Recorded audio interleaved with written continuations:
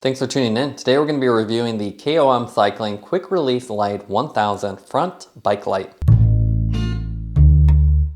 The Quick Release 1000 is one of KOM Cycling's first bike lights and offers a unique dual-sided mount design with a pivoting lens to help differentiate it from other lights on the market.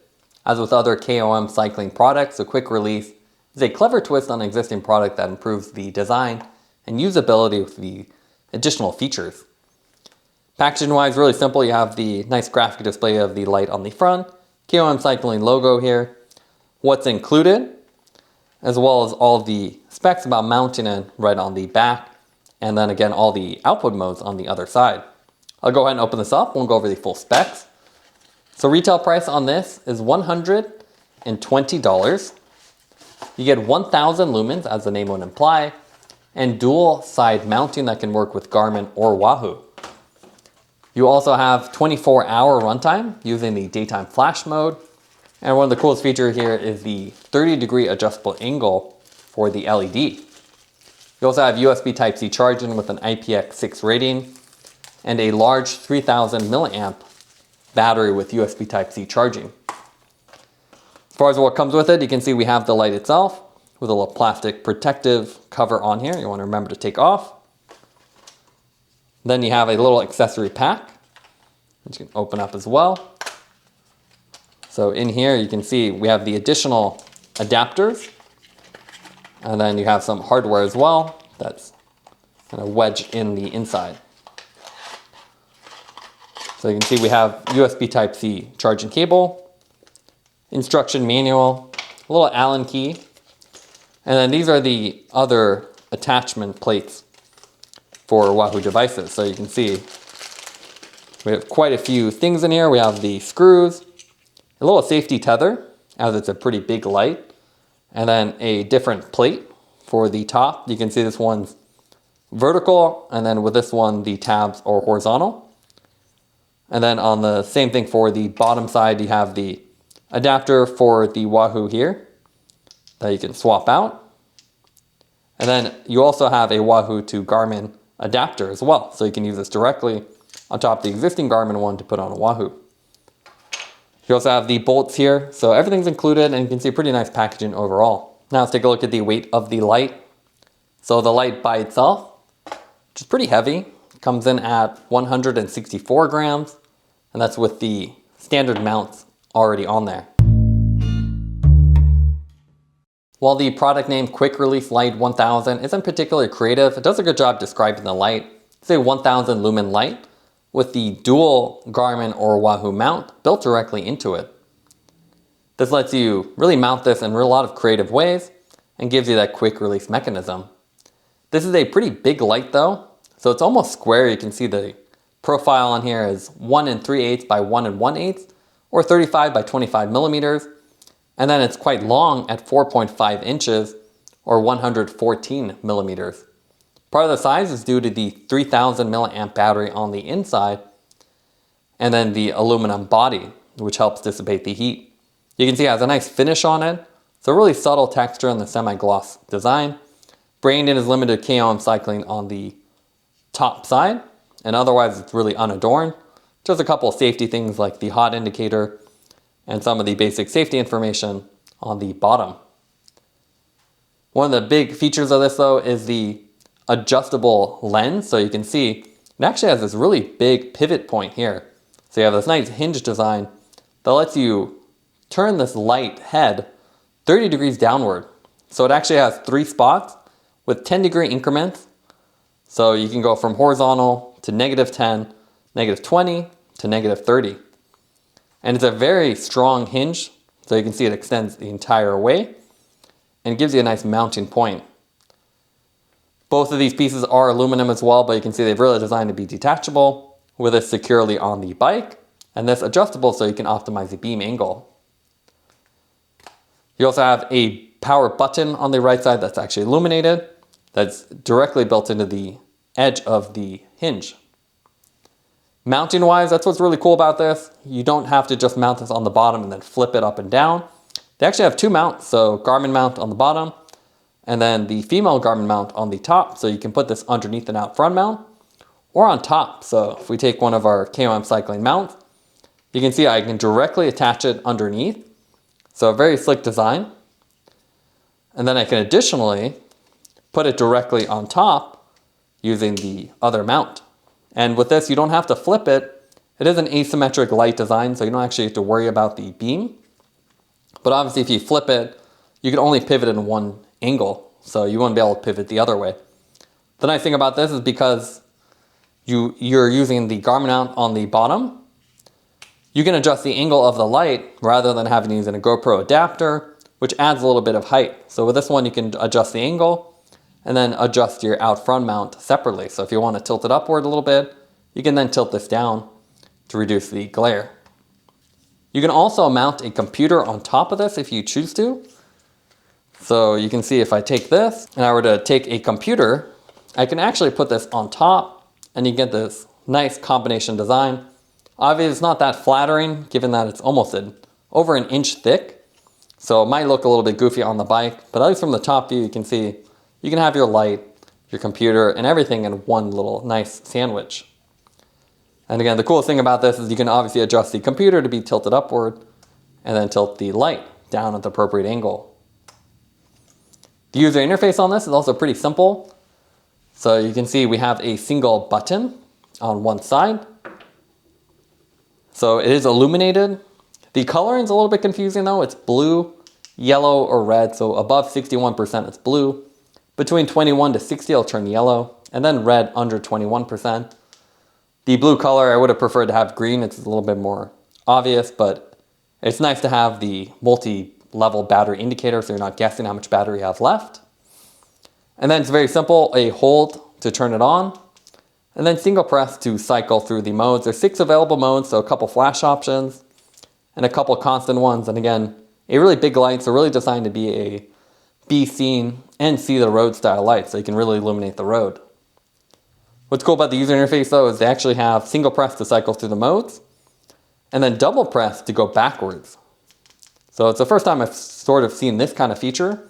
So you can go forward and backwards. And one reason they have that probably is because there's actually no mode memory. So if you're using a flash mode and you turn the light off and then turn it back on, it always turns on at the first mode, which is low steady. So if you want to go daytime flash, you can double tap rather than doing 5 single presses. So it's one advantage of this interface, but it's really weird they don't have mode memory. So you do always have to change it if you don't like the low steady. Otherwise, it's just a long hold to turn it on, and there's no real app or anything else to worry about, so simple interface.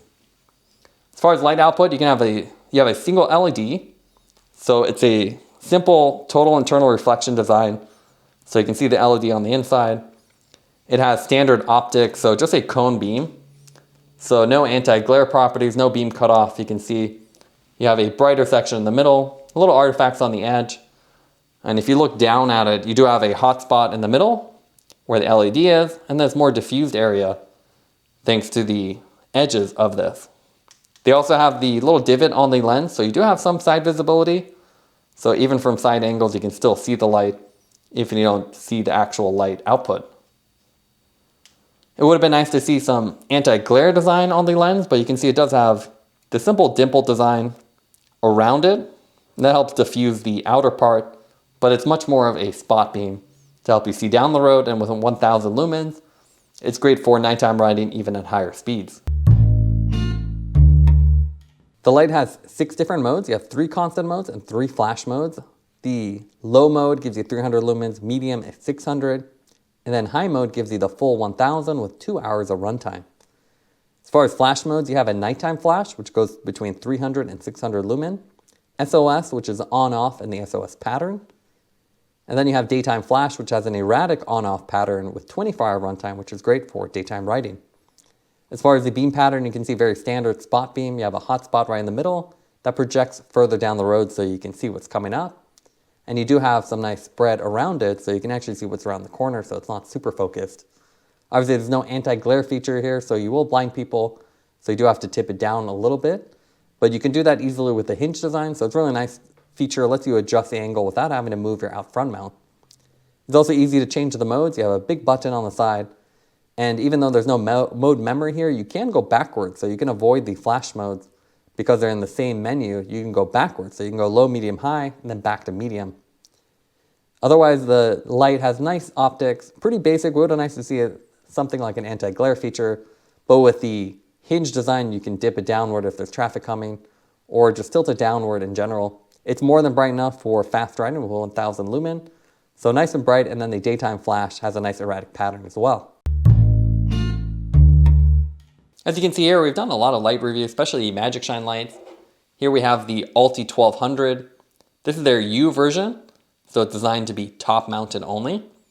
And you can see dimensionally it's very similar. This is the special anodized version, but the standard version is just black. Both have the single lens, and what's nice about the Magicshine is you can see they've actually integrated a very simple anti-glare design. These little horizontal slits help reduce the glare so you can see there's more light underneath than on top. That would have been a nice feature to see here. It doesn't really eliminate glare, but does help reduce it. You can see it's a single side mounting, but with this one, the dual sided mounting is nice, and you have the pivot, which is a good feature, especially because you don't have anti-glare. You do want to tilt this downward. And the biggest advantage of this dual mounting design is you can put it right underneath the KOM Cycling mount for a really flush look rather than this big Garmin adapter, which adds a little bit of height. That's one advantage of the Garmin setup. Magicshine also has a lot of beam cutoff lights. They have a Evo series, so this is the 1700. And you can see a really cool design. It has a much higher tech lens.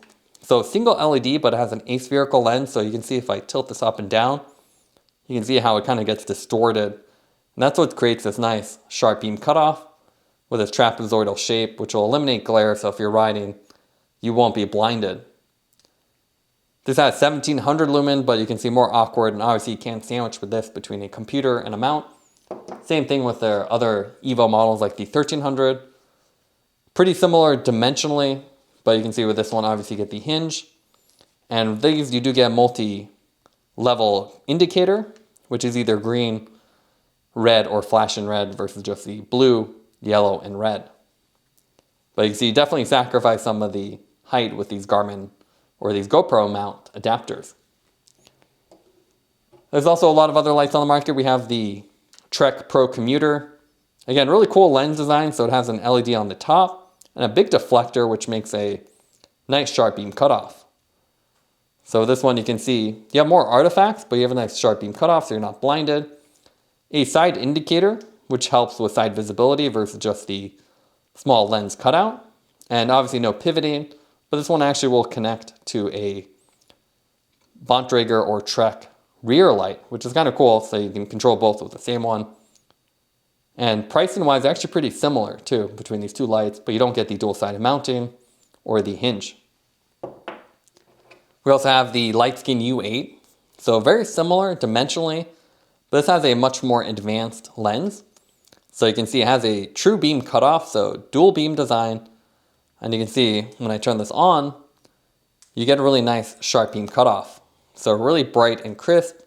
And with the dual beams, you can actually do a high and low. So you can get extra visibility when you need it. And you can see with this one, what's kind of cool about this is they actually have a dual mounting design, but it's a flippable mount. So you can't sandwich this like you can with the KOM Cycling one, but you can flip this from the bottom to the top, which is a cool idea rather than making two separate mounts. But with the KOM Cycling, it's a unique light, and if you can really sandwich this between a computer if you chose to, or put it underneath and just adjust the angle manually. Now let's go to the pros and cons for the quick release 1000 light. What we like about it is you have dual-sided mounting, so you can mount this underneath and out front mount on top of it, then even put a computer and other accessories on top of this.